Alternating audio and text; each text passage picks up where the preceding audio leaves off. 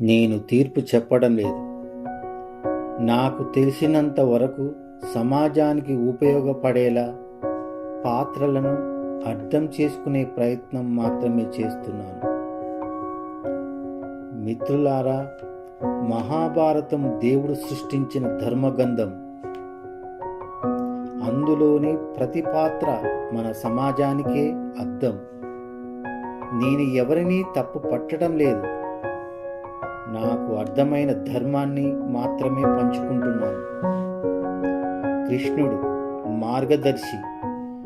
యుద్ధం చేయలేదు, ఆయుధం ఎత్తలేదు, బుద్ధితో ధర్మాన్ని నడిపించాడు.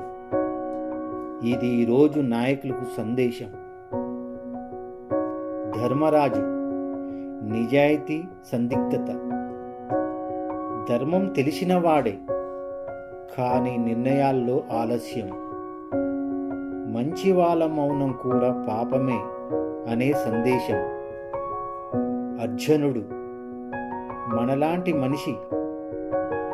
భయం, సందేహం, బాధ్యత మన జీవితానికి చాలా దగ్గర పాత్ర. కర్ణుడు గొప్పతనం తప్పువైపు. దానం, త్యాగం, కానీ అధర్మానికి మద్దతు. మంచి గుణాలున్నా దారి తప్పితే ఏమవుతుందో చూపే పాత్ర. ద్రౌపది న్యాయం కోసం పోరాటం.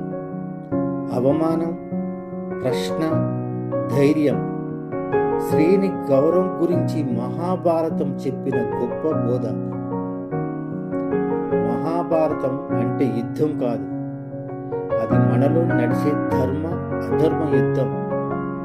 కృష్ణుడు బయట కాదు, మన అంతరాత్మలో ఉంటే అదే నిజమైన గీత.